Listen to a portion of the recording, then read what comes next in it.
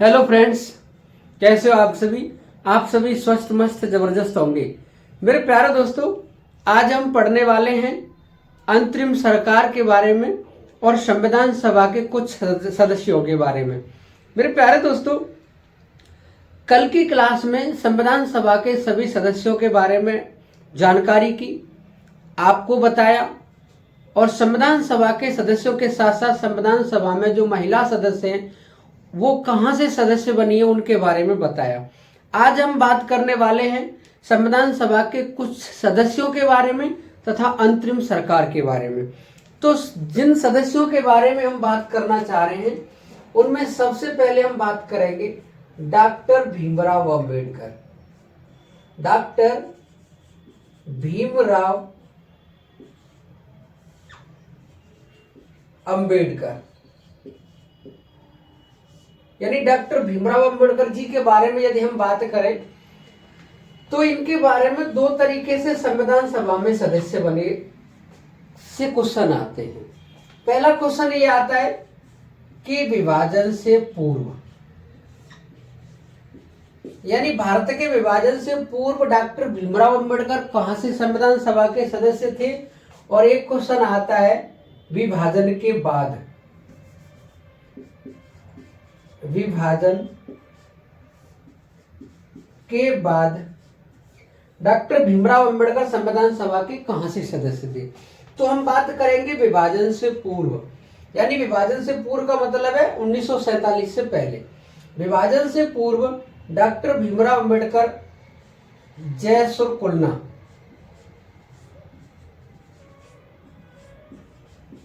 एक जगह है जयसुर कुलना, ये जयसुर कुलना जो जगह पड़ती है ये पड़ती है बंगाल में।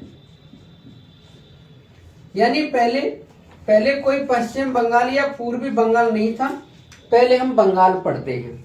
यानी बंगाल में एक जगह जयसुर कुलना, उस जगह से डॉक्टर भीमराव अंबेडकर संविधान सभा के सदस्य बने थे। तो विभाजन से पूर्व सदस्य कहां से बने ये? जयसुर कुलना बंगाल से। यदि हम विभाजन के बाद की बात करें कि विभाजन के बाद ये सदस्य कहां से रहे हैं, तो विभाजन के बाद ये जो सदस्य बने हैं ये बने हैं बंबई की पूना सीट से। किस जगह से? बंबई की पूना सीट से। बंबई की पूना सीट से एम.आर. जयकर, एम.आर. जयकर की सीट यहां से खाली कराई थी और डॉक्टर भीमराव अंबेडकर को इस सीट से संविधान सभा के लिए सदस्य बनाया गया। मेरे प्यारे दोस्तों, यानी जब संविधान सभा के सदस्यों का जब चुनाव हो रहा था तो डॉक्टर भीमराव अंबेडकर पहले बंबई की सीट से ही चुनाव लड़े थे, लेकिन यहां से ये चुनाव हार जाते हैं। ये बंगाल में मुस्लिम लीग की सहायता से और संविधान सभा में सदस्य बनकर के आते हैं। ये जिस जगह से संविधान सभा में सदस्य बनकर के आते हैं वो जगह जयसुर कुलना जो बंगाल में पड़ती थी। लेकिन जैसे ही 1947 में भारत की आजादी के साथ साथ भारत का विभाजन हुआ और विभाजन के साथ साथ इनकी जो सीट है ये पूर्वी पाकिस्तान में चली गई। पाकिस्तान दो भागों में बटा हुआ था, एक पश्चिमी पाकिस्तान जो वर्तमान में पाकिस्तान है और एक पूर्वी पाकिस्तान जो वर्तमान में बांग्लादेश है। तो ये पूर्वी पाकिस्तान में सीट चले जाने के कारण डॉक्टर भीमराव अंबेडकर को संविधान सभा में सदस्य बनाना महत्वपूर्ण था। इसीलिए इनको डॉक्टर भीमराव अंबेडकर को जिस सीट से ये पहले चुनाव हारे थे उसी सीट से, पूना वाली सीट से एम.आर. जयकर को यहां से हटाया गया और इस सीट से ही डॉक्टर भीमराव अंबेडकर को संविधान सभा में सदस्य बनाया गया। तो संविधान सभा से डॉक्टर भीमराव अंबेडकर के बारे में यदि क्वेश्चन पूछता है तो विभाजन से पूर्व ये बंगाल से चुन के आए थे और विभाजन के बाद ये बंबई से चुन के आए। इसके बाद में यदि क्वेश्चन बनता है तो क्वेश्चन ये बनता है कि संविधान सभा में एकमात्र साम्यवादी नेता, यानी संविधान सभा में एकमात्र साम्यवादी नेता कौन था? तो एकमात्र साम्यवादी नेता थे सोमनाथ लाहिड़ी। यानी संविधान सभा में एकमात्र साम्यवादी नेता तो कौन है? सोमनाथ लाहिड़ी। अगला क्वेश्चन इस तरीके से आता है कि संविधान सभा में एकमात्र आंग्ल भारतीय,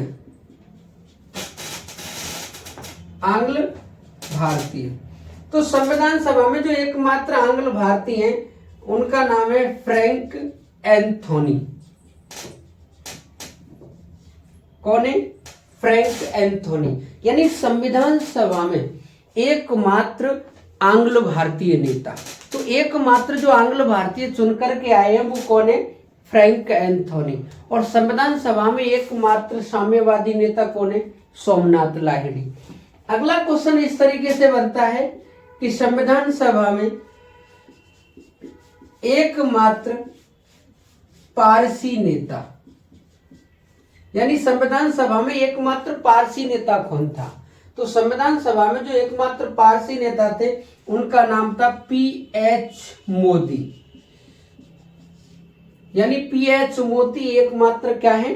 पारसी नेता। तो संविधान सभा से जो थोड़ा हटके क्वेश्चन है वो पेपर में कभी कभी आ जाते हैं तो हो नहीं पाते हैं, इसीलिए हम संविधान सभा से जुड़े उन सभी क्वेश्चनों को लेकर के चल रहे हैं जो ज्यादातर पेपर में दिक्कत करते हैं।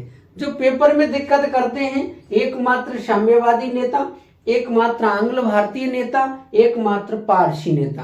क्वेश्चन इस तरीके से पेपर में बनता है। यदि हम आगे की बात करें कि इन नेताओं से जुड़ा हुआ क्वेश्चन पेपर में तो आएगा, आप कर दोगे, लेकिन पेपर में क्वेश्चन ये आता है कि कांग्रेस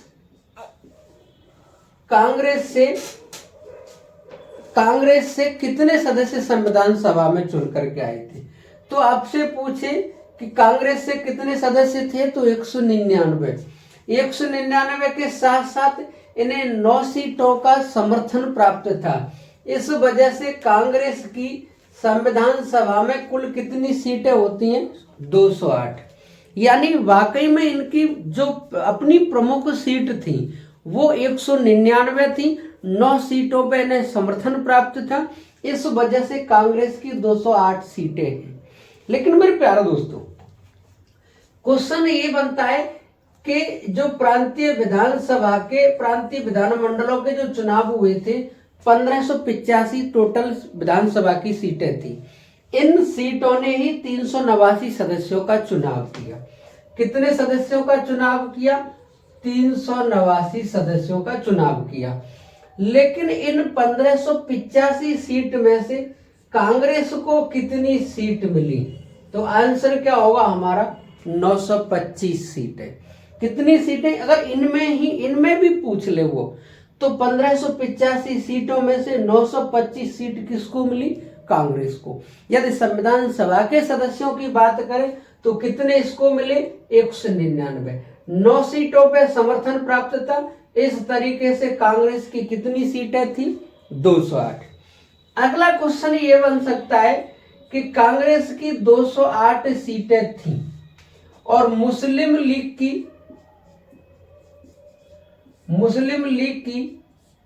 73 सीटें थी।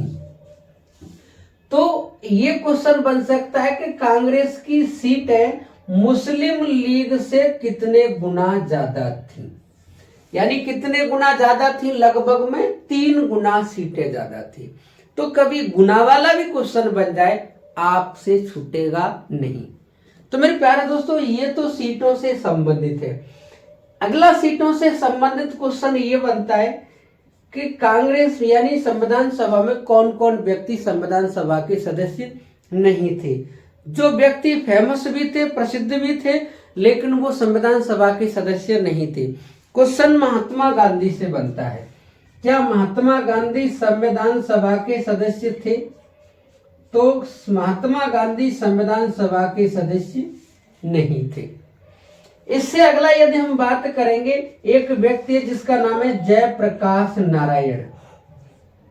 जयप्रकाश यानी जेपी साहब भी संविधान सभा के सदस्य नहीं थे। यदि हम अगले की बात करेंगे तो एक व्यक्ति का आपने नाम सुना होगा, तेज बहादुर सप्रू। कौन है? तेज बहादुर सप्रू, ये भी संविधान सभा के सदस्य नहीं थे। इसके साथ साथ एक नाम सुना होगा आपने, जिन्ना, मोहम्मद अली जिन्ना। जिन्ना भी संविधान सभा का सदस्य नहीं था। तो जिन्ना से संबंधित क्वेश्चन आते हैं, महात्मा गांधी से संबंधित क्वेश्चन आते हैं। ये वो क्वेश्चन है जो पेपर में तो आते हैं लेकिन संविधान सभा के सदस्य नहीं है। लेकिन एक बढ़िया क्वेश्चन आपको हम बता दें कि भले ही गांधी जी संविधान सभा के सदस्य नहीं थे, लेकिन गांधी जी ने संविधान सभा के लिए कितने नाम दिए थे? 16 नाम। यानी संविधान सभा के सदस्य के लिए महात्मा गांधी ने कितने नाम दिए थे? 16 नाम। तो मेरे प्यारे दोस्तों, ये कुछ महत्वपूर्ण डाटा था जो मैंने आपके साथ साझा किया। इसके हम बाद में पढ़ने वाले हैं अंतरिम सरकार के बारे में। यानी अंतरिम सरकार अस्थायी सरकार है, जो कैबिनेट मिशन में जो बात कही गई कि हम संविधान सभा का गठन करेंगे और भारत में एक अंतरिम सरकार बनाएंगे। तो ये जो अंतरिम सरकार बनेगी ये स्वतंत्रता से पूर्व बनेगी। स्वतंत्रता से पहले यानी भारत की आजादी से पहले जब ये अंतरिम सरकार बनेगी तो इसमें कौन कौन सदस्य होंगे, कौन अध्यक्ष होगा, कौन उपाध्यक्ष होगा। तो हम अंतरिम सरकार को लेकर के बात करने वाले हैं। आप इसका स्क्रीनशॉट ले लीजिए। स्क्रीनशॉट ले लिया होगा। अब हम बात करने वाले हैं अंतरिम सरकार के बारे में। यानी अंतरिम सरकार में का गठन कब हुआ, सदस्य कितने हैं, किस व्यक्ति पे कौन सा विभाग है। तो हम जो बात करने वाले हैं अंतरिम सरकार की, अंतरिम सरकार। और ये जो अंतरिम सरकार है ये विभाजन से पूर्व की है, विभाजन से पूर्व की। यानी ये विभाजन से पूर्व मतलब स्वतंत्रता से पहले, यानी स्वतंत्रता से पूर्व, यानी स्वतंत्रता से पूर्व यानी आजादी से पहले ये अंतरिम सरकार का गठन हुआ। यदि हम अंतरिम सरकार के बारे में बात करें तो इसका जो गठन है वो किसके अनुसार हो रहा है? तो अंतरिम सरकार का गठन कैबिनेट मिशन के अनुसार हुआ। कैबिनेट मिशन के अनुसार, यानी अंतरिम सरकार का गठन किसके अनुसार हुआ है? कैबिनेट मिशन के अनुसार। इससे जो अच्छा पॉइंट है कि इसका अध्यक्ष कौन था। तो अंतरिम सरकार में जो अध्यक्ष है वो है वायसराय।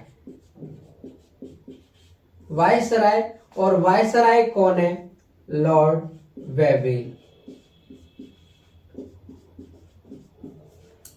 कौन है? Lord Wavell. यानी जो अंतरिम सरकार बन रही है इस अंतरिम सरकार का अध्यक्ष कौन है?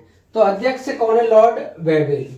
यदि हम बात करेंगे इसका उपाध्यक्ष कौन है, तो अंतरिम सरकार जो आजादी से पहले बनी थी उसका उपाध्यक्ष कौन था? तो उसका उपाध्यक्ष थे पंडित जवाहरलाल नेहरू। जवाहरलाल नेहरू इसके उपाध्यक्ष हैं। यदि हम बात करेंगे यानी अंतरिम सरकार का गठन कब किया गया, तो गठन 2 सितंबर 1946 को। मेरे प्यारे दोस्तों, ये जो अंतरिम सरकार की हम बात करें, अंतरिम सरकार से जुड़े हुए ये क्वेश्चन पेपर में आते हैं कि जो स्वतंत्रता से पहले जो अंतरिम सरकार का गठन 2 बार हुआ है। एक तो आजादी से पहले और एक आजादी के बाद। आजादी से पहले हम इस अंतरिम सरकार में मुस्लिम लीग के सदस्यों को देखेंगे, लेकिन जैसे ही आजाद होगा भारत उसके बाद में दोबारा ये सरकार बनेगी, अंतरिम सरकार। ये अंतरिम सरकार अस्थायी सरकार बनेगी, तो इसमें मुस्लिम लीग का एक भी सदस्य नहीं होगा। न होने के पीछे का कारण यह है कि मुस्लिम लीग अपना अलग देश बना लेगी, अलग देश बना लेगी, अपनी अलग संविधान सभा बना लेगी। तो ये जो मुस्लिम लीग अपने सदस्यों को लेकर के जब चले जाएंगे, तो हम आजादी के बाद संविधान सभा के सदस्यों का पुनर्गठन देखेंगे। यानी आजादी के बाद संविधान सभा के कुल कितने सदस्य बचे। फिलहाल में हम बात कर रहे हैं आजादी से पहले की कैबिनेट अंतरिम सरकार की। इस अंतरिम सरकार का गठन कैबिनेट मिशन के अनुसार हुआ। इसका अध्यक्ष वायसराय था, और उस समय वायसराय कौन था? लॉर्ड वेविल। उपाध्यक्ष थे पंडित जवाहरलाल नेहरू, और इसका गठन हुआ है 14 सितंबर को। यदि हम अंतरिम सरकार की बात करें कि इसमें सदस्य टोटल कितने बनेंगे इस अंतरिम सरकार में, तो इस अंतरिम सरकार में जो टोटल लोग होंगे वो कितने होंगे? 14। इन 14 में 9 तो होंगे अन्य और 5 होंगे मुस्लिम लीग के। ये पेपर में कई बार पूछा जाता है, मुस्लिम लीग। यानी ये जो अंतरिम सरकार बनी थी आजादी से पहले, इसमें मुस्लिम लीग के कितने सदस्य थे? तो मुस्लिम लीग के कितने सदस्य थे? 9। अन्य 5, अन्य थे 9। टोटल मिला के ये सदस्य होंगे यहाँ पे 14। अब हम बात करने वाले हैं अंतरिम सरकार के उन सदस्यों की और विभाग की, यानी किस सदस्य पर कौन सा विभाग था। तो मेरे प्यारे दोस्तों, इसको आप देख लीजिए, इसके बाद में ही हम सदस्य और विभाग कराने वाले हैं। तो विभाग और सदस्य हम देखने वाले हैं। तो ये जो सदस्य हैं उनको हम देखेंगे और विभाग को देखेंगे। तो अंतरिम सरकार में हम बात करें सदस्य की, और इधर लिखेंगे विभाग। यानी यहां से यह क्लियर करना है कि किस सदस्य पर कौन सा विभाग था। तो सबसे पहले जो हम बात करने वाले हैं पंडित जवाहरलाल नेहरू की। पंडित जवाहरलाल नेहरू। पंडित जवाहरलाल नेहरू के पास जो विभाग देखा जाता है, एक तो विदेशी मामले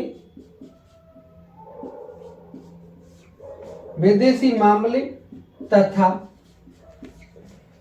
राष्ट्रमंडल संबंध, यानी कॉमन वेल्थ संबंध।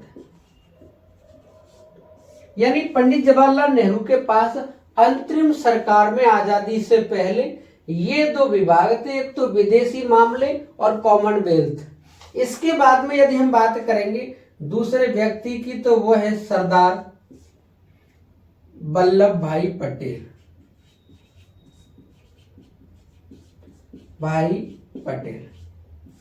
तो ये जो सरदार वल्लभ भाई पटेल हैं, इनके पास गृह विभाग था, सूचना एवं प्रसारण मंत्रालय। यानी इस आजाद भारत से पहले जो अंतरिम सरकार बनी है उसमें सरदार वल्लभ भाई पटेल के पास गृह विभाग था, सूचना एवं प्रसारण मंत्रालय इनके पास था। यदि हम आगे बात करें डॉक्टर राजेंद्र प्रसाद। डॉक्टर राजेंद्र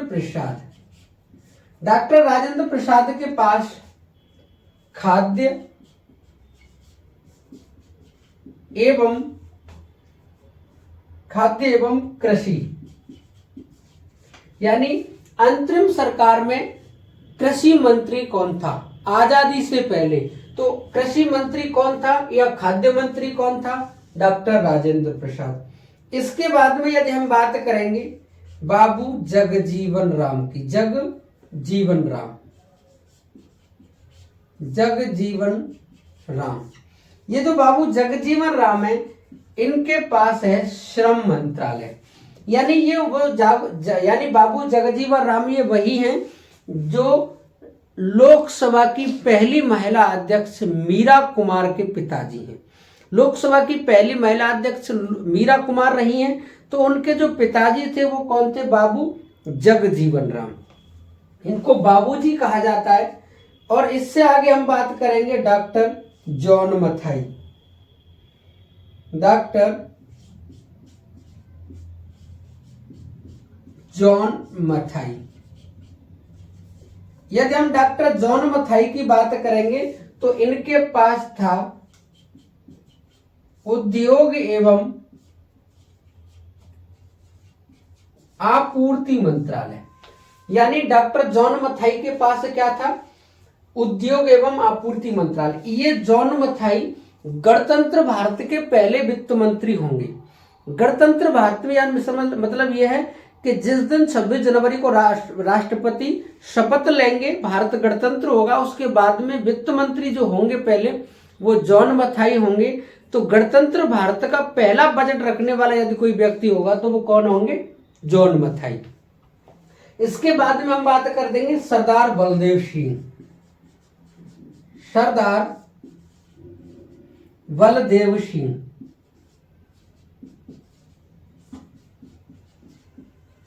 सरदार बलदेव सिंह थे रक्षा मंत्री। क्या थे ये? रक्षा मंत्री। इसके बाद में यदि हम बात करेंगे लियाकत अली खान। लियाकत अली खान, यानी ये जो लियाकत अली खान है, इनको जो दिया जाएगा वो है वित्त विभाग, यानी वित्त मंत्री। ये क्वेश्चन आ चुका है पेपर में। यानी आजादी से पहले अंतरिम सरकार का पहला बजट किसने पेश किया? यानी आजादी से पहले बजट पेश करने वाला अंतरिम सरकार में यदि कोई व्यक्ति है तो वो कौन है? लियाकत अली। जैसे ही 14 अगस्त 1947 को पाकिस्तान नाम का एक देश बनेगा, उसके ये पहले प्रधानमंत्री होंगे। वहां पर उसके पहले प्रधानमंत्री होंगे। तो यहां से ये पता लग रहा है कि ये मुस्लिम लीग के सदस्य हैं। ये जैसे ही पाकिस्तान बनेगा, पाकिस्तान के पहले प्रधानमंत्री बनेंगे लियाकत अली और भारत के पहले प्रधानमंत्री बनेंगे पंडित जवाहरलाल नेहरू। तो मेरे प्यारे दोस्तों, ये जो लियाकत अली है, इन्होंने आजादी से पहले अंतरिम सरकार में अपना पहला बजट पेश किया है। क्यों किया है? क्योंकि ये क्या है? वित्त मंत्री हैं। इसके बाद में यदि हम बात करें लियाकत अली के बाद में C.H. भाभा। C.H. भाभा। और ये जो C.H. भाभा हैं, इनके पास जो मंत्रालय है कार्य खान व ऊर्जा। कार्य खान व ऊर्जा, यानी ये मंत्रालय किसके पास है? कार्य खान एवं ऊर्जा मंत्रालय C.H. भाभा के पास। यदि हम इनके बाद में बात करें तो आसफ अली। अगले कौन है? आसफ अली। ये जो आसफ अली है, ये अंतरिम सरकार में रेल मंत्री है। इनके पास रेल मंत्रालय है व परिवहन मंत्री।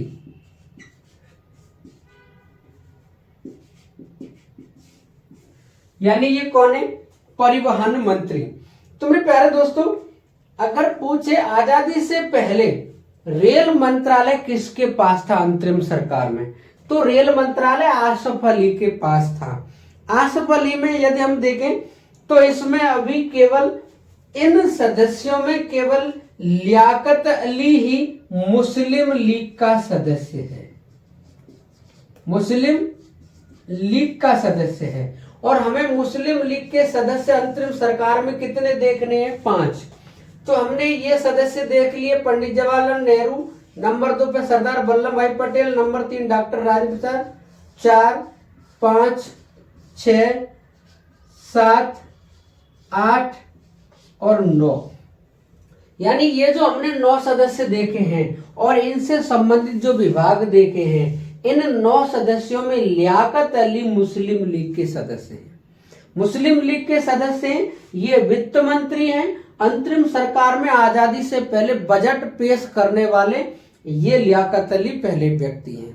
तो ये आप समझ लीजिए। इसके बाद में जो 5 सदस्य और बचे हैं, उनमें 4 सदस्य वो हैं जो मुस्लिम लीग के सदस्य हैं।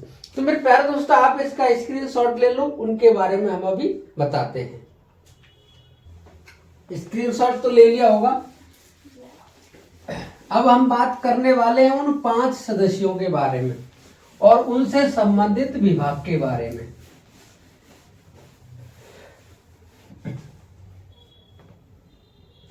तो हमने आसफ अली तक देख लिया। अब हम बात करने वाले हैं अब्दुल रब निस्तार के बारे में। अब्दुल रब निस्तार, यानी अब्दुल रब निस्तार के पास जो विभाग है वो है डाक व हवाई, यानी डाक व हवाई, यानी डाक और हवाई मामले कौन देख रहा था? तो वो कौन थे? अब्दुल रब निस्तार। ये जो अब्दुल रब निस्तार हैं, ये भी मुस्लिम लीग के सदस्य हैं। ये भी मुस्लिम लीग के सदस्य हैं। यदि हम आगे बात करेंगे आई चुंदरीगर, आई चुंदरीगर, ये जो आई चुंदरीगर हैं, इनके पास जो विभाग है वो है वाणिज्य। कौन सा विभाग है? वाणिज्य। आगे हम बात करेंगे, ये भी मुस्लिम लीग के सदस्य हैं। आगे हम बात करेंगे गजाफर अली खान, गजाफर अली खान। ये जो गजाफर अली खान हैं, इनके पास जो विभाग है वो है स्वास्थ्य विभाग, यानी स्वास्थ्य विभाग। और यदि आगे, ये भी मुस्लिम लीग के सदस्य हैं। आगे हम बात करेंगे सिराज गोपालाचारी, सिराज गोपालाचारी।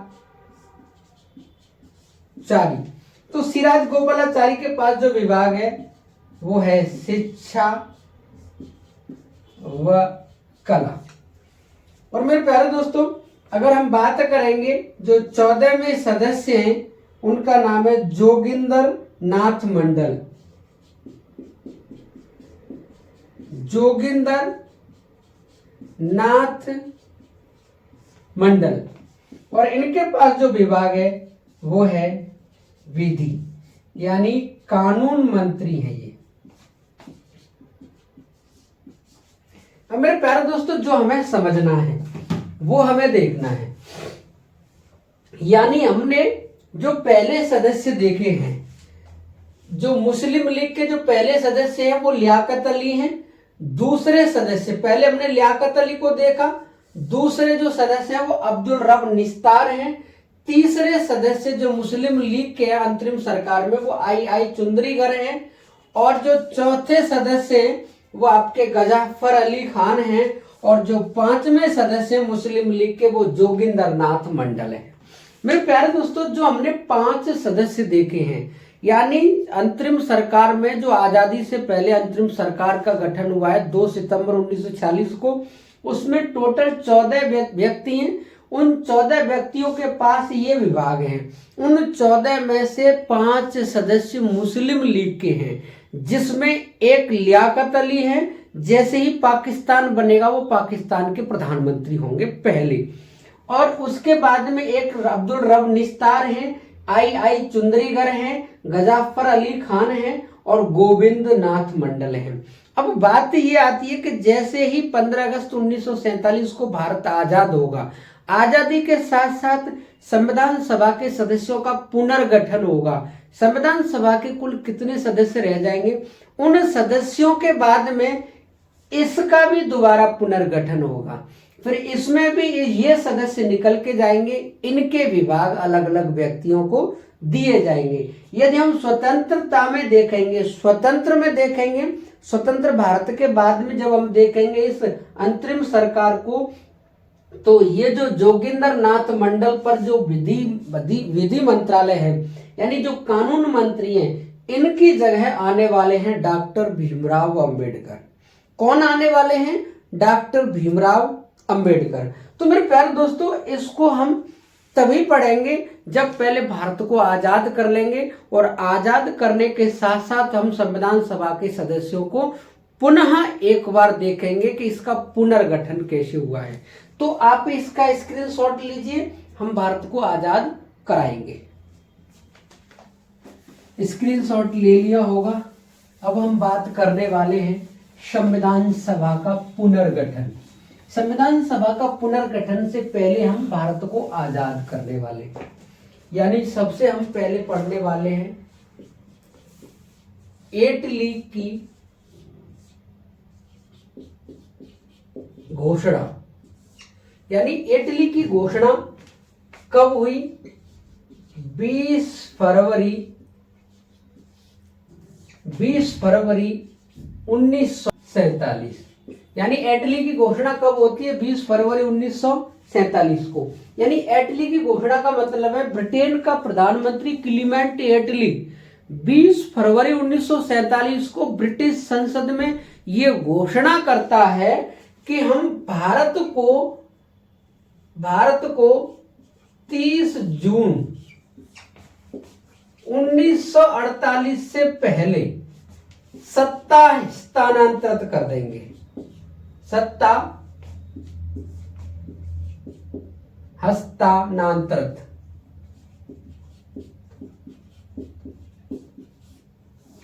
यानी ये एटली जो ब्रिटेन का प्रधानमंत्री है, ये ब्रिटिश संसद में 20 फरवरी 1947 को घोषणा करता है कि हम भारत को 30 जून 1948 से पहले आजाद कर देंगे, या 30 जून 1948 से पहले सत्ता हस्तांतरित कर देंगे। मेरे प्यारे दोस्तों, इस एटली की घोषणा के कहने से ही लॉर्ड माउंटबेटन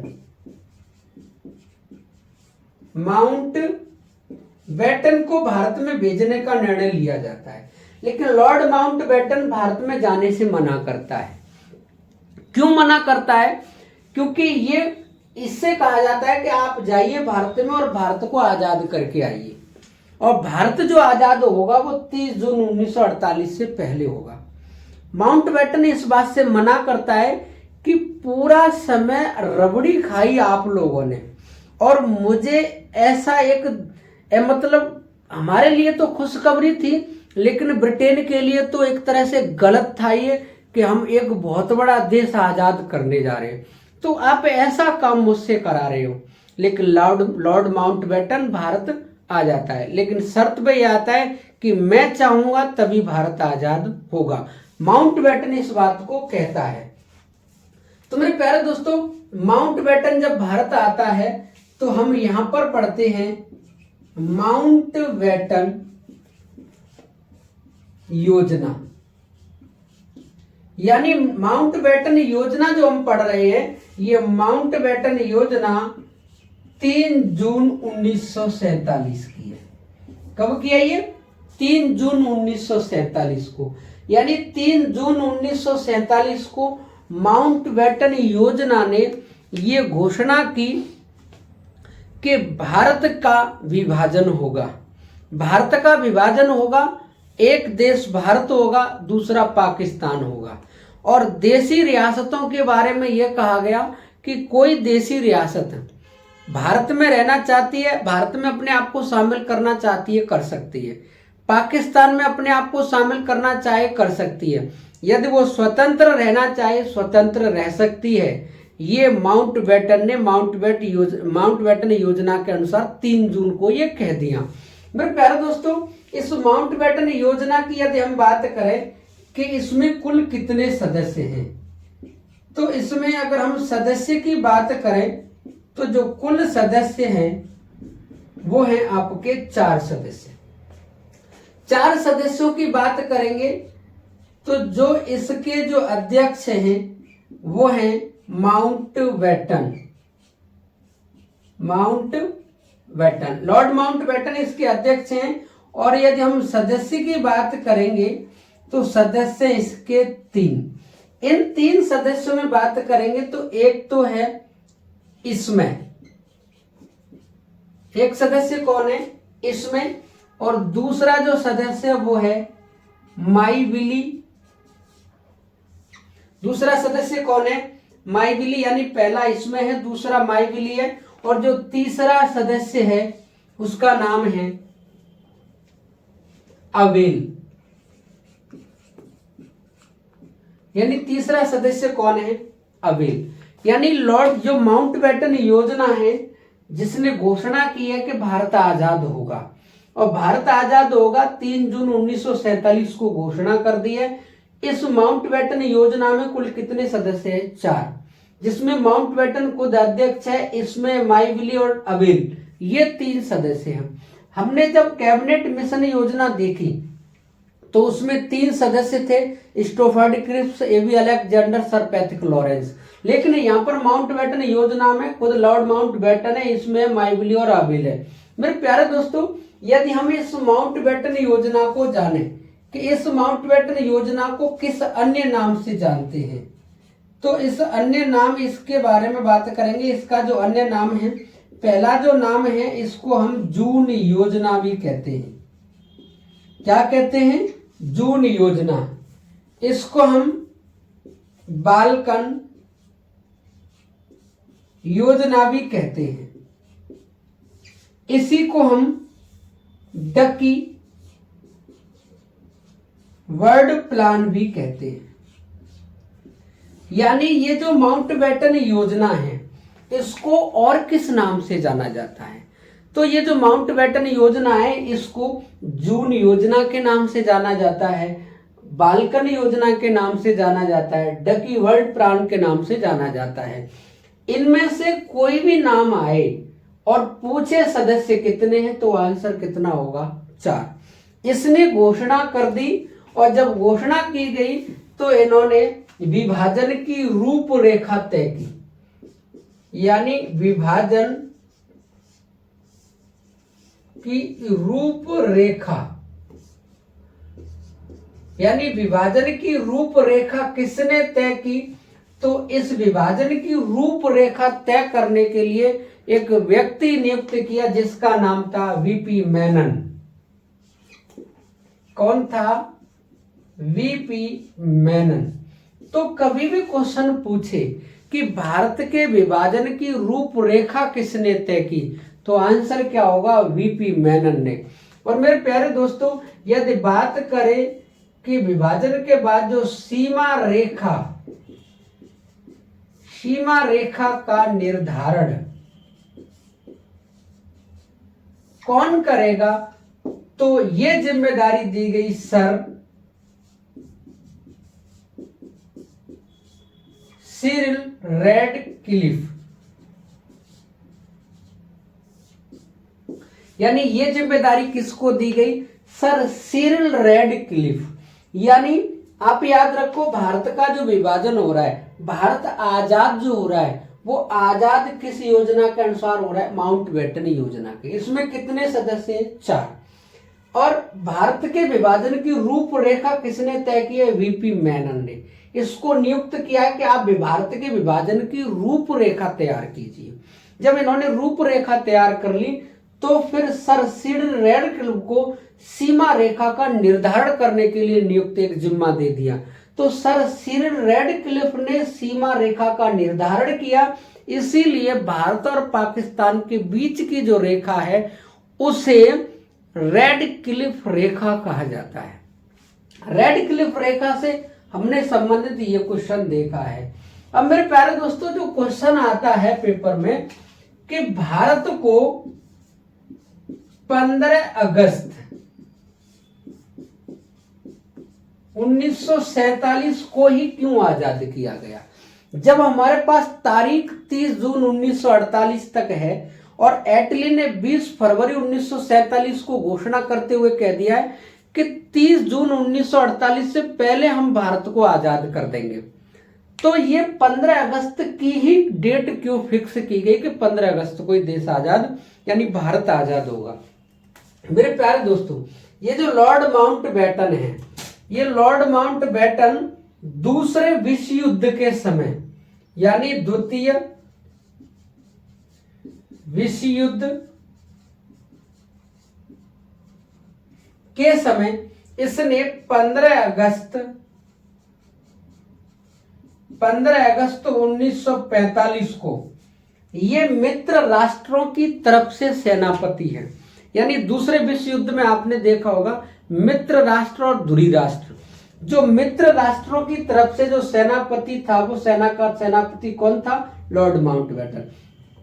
इसने 15 अगस्त 1945 को 15 अगस्त 1945 को इस माउंटबेटन ने जापान को आत्मसमर्पण करने पर मजबूर कर दिया। तो ये माउंटबेटन इस 15 अगस्त वाली डेट को अपनी व्यक्तिगत विजय मानता है। इसलिए इसने कहा कि मैं इस वाली डेट को ही भारत पर लागू करने वाला हूं, मैं भारत को इसी डेट को आजाद करूंगा। इससे ये माना जाएगा कि इस 15 अगस्त को ही लॉर्ड माउंटबेटन ने जापान को आत्मसमर्पण करने पर मजबूर कर दिया। इसीलिए ये 15 अगस्त की दोनों डेटें माउंटबेटन से ही संबंधित होंगी। तो 15 अगस्त 1945 में जापान को आत्मसमर्पण करने पर मजबूर किया, इसीलिए इसने 15 अगस्त वाली डेट को अपने सामने रखा और 15 अगस्त को भारत आजाद किया।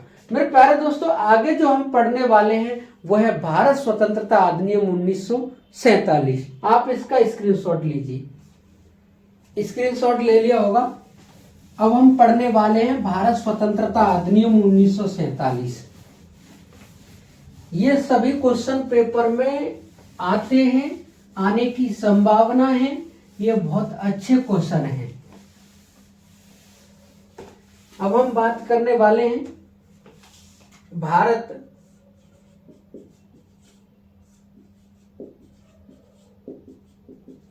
स्वतंत्रता अधिनियम 1947, यानी भारत स्वतंत्रता अधिनियम 1947। यदि हम बात करेंगे कि प्रस्ताव कब रखा गया, तो 4 जुलाई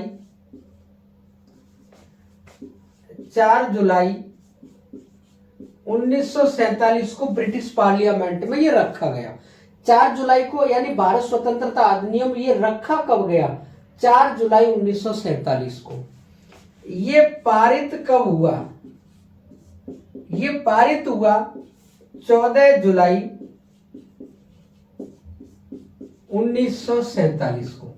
जैसे ये पारित हो गया 14 जुलाई 1947 को, और ये पारित होने के बाद में भारत इसको भेज दिया, बोला भारत को आजाद कर दो। आजाद करने के बाद में हमने यहाँ पे 3 चीजें देखी हैं, और 3 में हम सबसे पहले देखते हैं भारत को। भारत, पाकिस्तान और देसी रियासत। देसी रियासत यानी हमने जब ये विधेयक यानी स्वतंत्रता अधिनियम जब पास हो गया तो हमने भारत में 3 चीजें देखी हैं। 3 चीजें देखी हैं, तो 3 चीजें जो देख रहे हैं हम, जिसमें भारत, पाकिस्तान और देसी रियासत, यानी भारत, पाकिस्तान, देसी रियासत में यदि हम बात करेंगे, भारत आजाद कब हुआ? 15 अगस्त 1947 को। और पाकिस्तान आजाद कब हुआ? 14 अगस्त 1947 को। और देसी रियासतें ये स्वतंत्र हो गई। स्वतंत्र,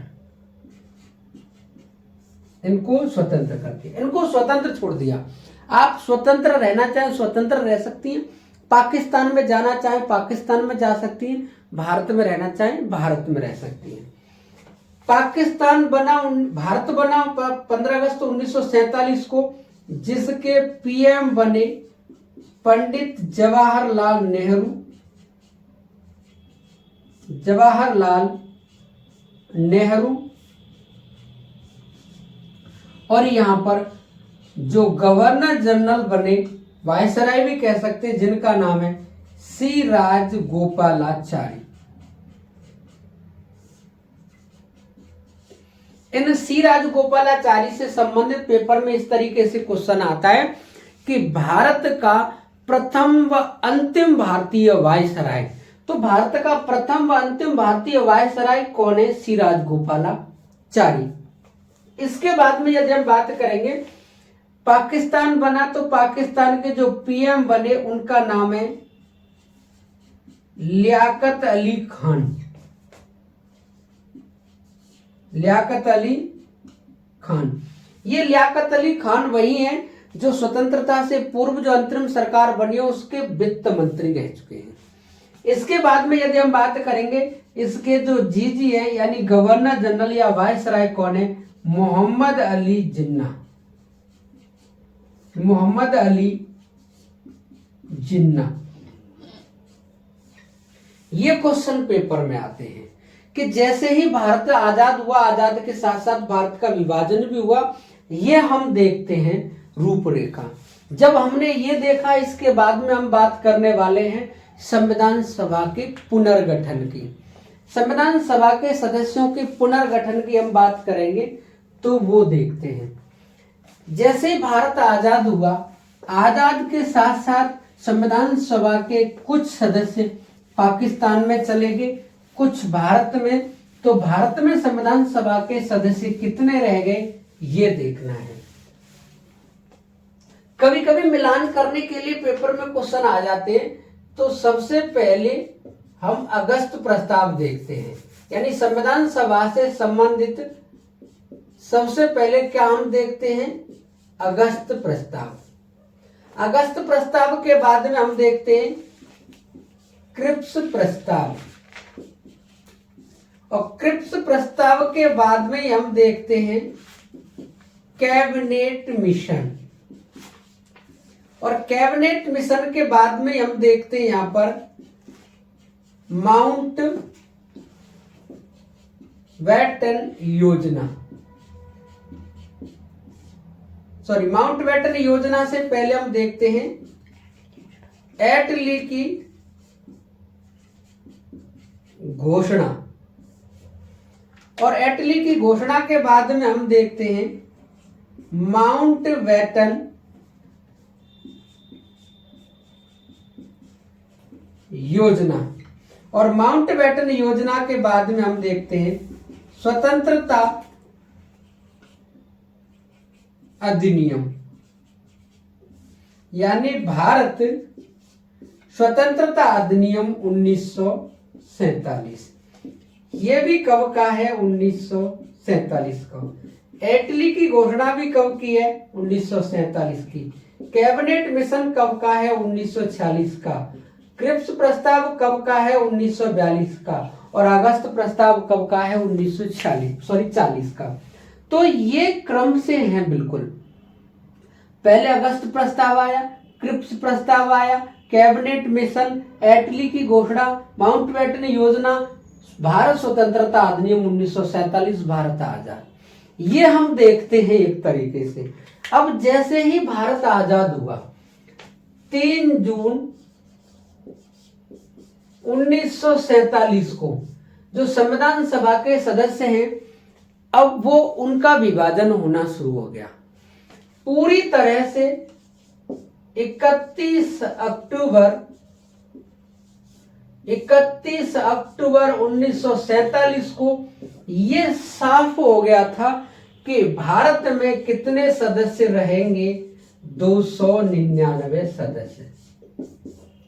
यानी ये कब तय हो गया था? आजादी के बाद, कि भारत में संविधान सभा के 299 सदस्य रहेंगे। तो 31 अक्टूबर 1947 को बिल्कुल साफ हो गया कि संविधान सभा में 299 सदस्य रहेंगे। मेरे प्यारे दोस्तों, जब हम 389 सदस्य देखते हैं संविधान सभा में, फिर आजादी के बाद में कितने रह जाते हैं? 299 सदस्य। ये जो सदस्य देख रहे हैं, इसी को कहते हैं संविधान सभा के सदस्यों का पुनर्गठन। जब पुनर्गठन होगा इसका, तो 389 से घटकर कितने रह जाएंगे? 299। यदि हम इन 299 की बात करेंगे तो हमने जो शुरू में जो 389 सदस्य में से जो देशी रियासत के 93 सदस्य देखे थे, ये भी घटकर कितने रह जाएंगे? 70 देशी रियासत। यानी कभी भी क्वेश्चन आपसे पूछे कि आजादी के बाद देशी रियासत के सदस्यों की संख्या भारत में कितनी रह गई, तो कितने रह गए? 70। ये पहले कितने थे? 93। अगला क्वेश्चन ये बनता है कि ये 4 चीफ कमिश्नरी क्षेत्र थे, ये 4 चीफ कमिश्नरी क्षेत्र थे, तो आजादी के बाद इन पर भी कुछ फर्क पड़ा था। इन 4 में से एक सीट जो बलूचिस्तान से आई थी, और ये बलूचिस्तान कहां चली गई थी? पाकिस्तान में। तो कभी भी तुमसे पूछे कि आजादी के बाद चीफ कमिश्नरी क्षेत्र से कितने सदस्य भारत में रह गए, तो कितने सदस्य रह गए थे? 3। इन 3 में आपने सुना होगा अजमेर, दूसरा कुर्ग, तीसरा दिल्ली। ये 3 सीटें चीफ कमिश्नरी क्षेत्र से भारत में रह गई। एक कहां चली गई? पाकिस्तान में। तो एक तो चीफ कमिश्नरी में यानी जो 4 चीफ कमिश्नरी क्षेत्रों में उनमें बदलाव देखा गया है, देशी रियासतों में बदलाव देखा जा रहा है, और 389 जो टोटल सदस्य थे उनमें भी बदलाव देखा जा रहा है। टोटल सदस्यों से भारत में रह गए 299, देशी रियासतों से रह गए 70, और 4 चीफ कमिश्नरी क्षेत्रों की जगह पर कितने रह गए भारत में? 3। तो मेरे प्यारे दोस्तों, ये विभाजन देखा गया है। विभाजन के बाद में हमने ये पुनर्गठन देखा है संविधान सभा के सदस्यों का। अब हम बात करने वाले स्वतंत्र भारत के बाद में अंतरिम सरकार जो पुनर्गठन हुआ था उसके बारे में। तो मेरे प्यारे दोस्तों, आप इसका स्क्रीनशॉट लीजिए, उसके बारे में बताते हैं। लिया होगा। अब हम बात करने वाले हैं स्वतंत्रता के बाद संविधान सभा के सदस्यों की, यानी स्वतंत्रता के बाद जो अंतरिम सरकार बनेगी, स्वतंत्र भारत की अंतरिम सरकार, यानी हम बात करने वाले हैं स्वतंत्र भारत की अंतरिम सरकार।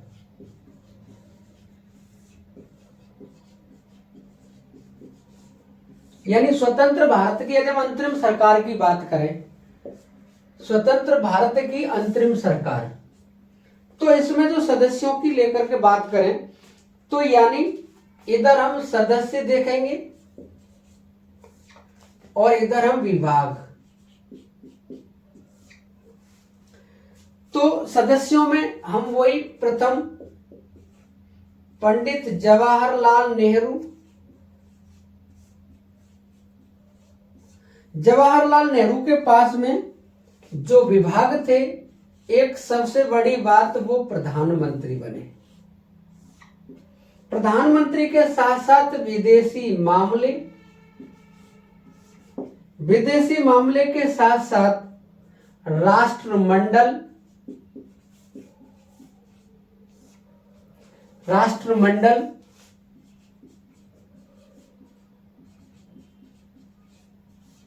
और राष्ट्रमंडल के साथ साथ वैज्ञानिक अनुसंधान।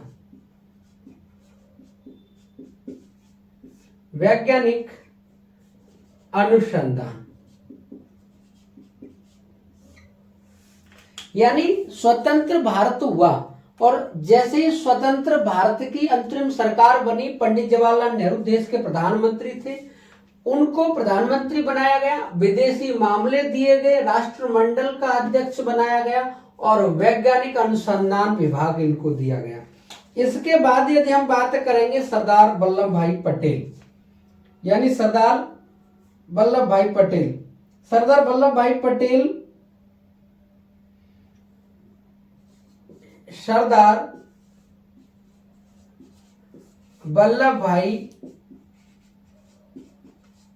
पटेल सरदार वल्लभ भाई पटेल को गृह, वही पुराना वाला,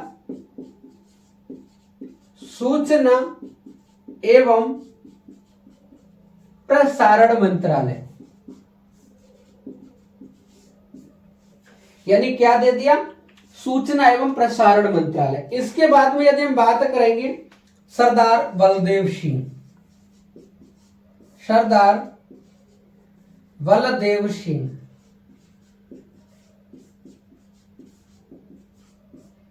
यानी सरदार बलदेव सिंह को वही विभाग पुराना वाला, रक्षा मंत्री, यानी अंतरिम सरकार में आजादी से पहले भी ये रक्षा मंत्री थे और जैसे ही भारत आजाद हुआ उसके बाद में जो अंतरिम सरकार बनी है उसके रक्षा मंत्री हैं सरदार बलदेव सिंह।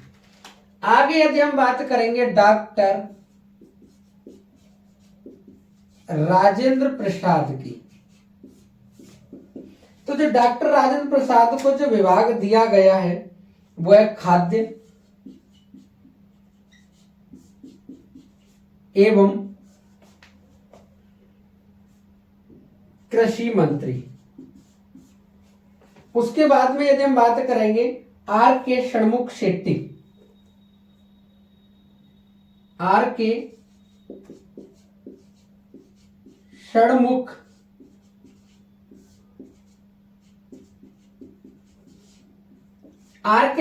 शेट्टी, ये आर के षणमुख शेट्टी बनेंगे वित्त मंत्री, यानी ये कौन बने, वित्त मंत्री। तो जो अंतरिम सरकार में आजादी से पहले जो वित्त मंत्री थे वो थे लियाकत अली। कौन थे, लियाकत अली, यानी वित्त मंत्री लियाकत अली थे। और यहां आजादी के बाद में वित्त मंत्री कौन है, षणमुख शेट्टी। तो पेपर में क्वेश्चन यहां से ऐसे बनता है कि स्वतंत्रता से पहले बजट पेश करने वाले व्यक्ति कौन थे। तो स्वतंत्रता से पहले अंतरिम सरकार में बजट पेश करने वाले व्यक्ति थे लियाकत अली, और स्वतंत्रता के बाद में बजट पेश करने वाले व्यक्ति कौन थे, प्रथम व्यक्ति षणमुख शेट्टी, आर के षणमुख शेट्टी। और अगला हम बात करेंगे मौलाना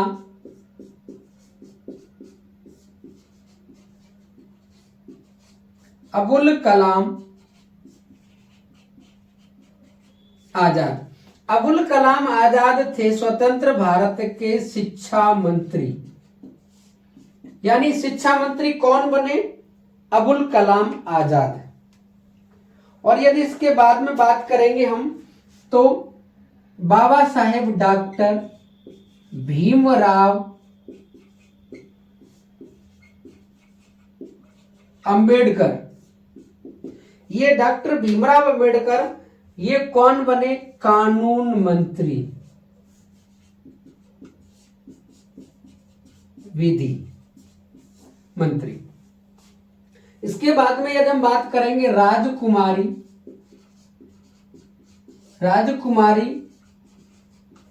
अमृता कौर। राजकुमारी अमृता कौर के पास कौन सा विभाग है, तो विभाग है स्वास्थ्य। कौन सा विभाग है, स्वास्थ्य विभाग। और यदि हम बात करेंगे जॉन मथाई, जॉन मथाई के पास जो विभाग है उस विभाग का नाम है रेलवे व परिवहन, यानी रेल मंत्री कौन थे, अंतरिम सरकार में भी थे या आजादी से पहले और आजादी के बाद भी, जॉन मथाई के पास रेल मंत्रालय है। इसके बाद यदि हम बात करेंगे इधर सदस्य और विभाग, सदस्यों को लेकर के हम बात करेंगे बाबू जगजीवन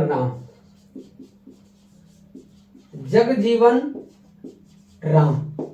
इनके पास कौन सा विभाग था, तो इनके पास जो विभाग था वो था श्रम मंत्रालय।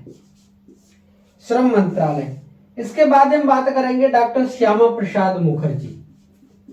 डॉक्टर श्यामा प्रसाद मुखर्जी के पास था उद्योग एवं आपूर्ति मंत्री, उद्योग एवं आपूर्ति मंत्रालय। आपूर्ति मंत्रालय। इसके बाद में CH भाभा, CH भाभा के पास था वाणिज्य मंत्रालय। और इसके पास बात करेंगे VN Gadgil, VN Gadgil, VN यानी CH भाभा, VN गाडगिल की बात करेंगे, इनके पास था कार्य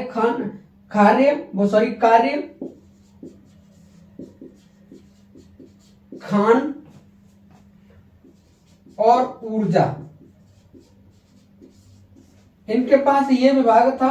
और रफी अहमद किदवई, रफी अहमद किदवई, इनके पास जो विभाग था वो था संचार मंत्रालय। तो मेरे प्यारे दोस्तों, ये वो 14 मंत्रालय हैं, यानी 14 व्यक्ति हैं जिनमें हम बात करेंगे पंडित जवाहरलाल नेहरू, सरदार वल्लभ भाई पटेल, सरदार बलदेव सिंह, नंबर 4 पर doctor Rajendra Prasad, number 5 Shanmukh Shetty, 6 Maulana Abul Kalam Azad, 7 doctor Bhimrao Ambedkar, 8 पर राजकुमारी अमृता कौर, 9 पे जॉन मथाई, और जो 10वें नंबर पे उनका नाम जगजीवन राम, 11 पे डॉक्टर श्यामा प्रसाद मुखर्जी, 12 पे CH भाभा, 13 पे VN गाडगिल और 14 पे रफी अहमद किदवई।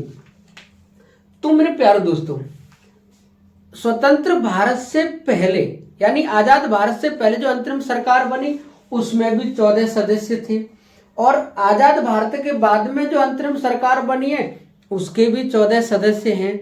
तो जो सदस्य बदले गए हैं वो 5 ही सदस्य हैं, उनके स्थान पर दूसरे सदस्य आए हैं। आप याद इनको जो करोगे वो इस तरीके से कर लेना कि जो अंतरिम सरकार में आजादी से पहले उन पर जो विभाग थे उन पर स्वतंत्र भारत के बाद में उन पर जो विभाग रहे हैं क्या, और अगर बदले गए हैं तो किसके बदले गए हैं वो हमें देखना है। अगर अंतरिम सरकार में आजादी से पहले हम विभाग देखेंगे, जैसे बाबू जगजीवन राम, इन पर यही विभाग है, जैसे डॉक्टर राजेंद्र प्रसाद है उन पर भी वही विभाग है। अगर हम बात करेंगे सरदार वल्लभ भाई पटेल की तो वही विभाग है जो अंतरिम सरकार में था आजादी से पहले। और हम बात करेंगे यहाँ पर बात करेंगे हम बलदेव सिंह की, तो उनके पास ये अंतरिम सरकार में भी आजादी से पहले रक्षा मंत्रालय ये आजाद भारत के बाद भी है। तो मेरे प्यारे दोस्तों, वीडियो कैसी लगी? वीडियो अच्छी लगी हो तो अपने दोस्तों में शेयर करें, चैनल को सब्सक्राइब करें। जय हिंद, जय भारत मेरे प्यारे दोस्तों।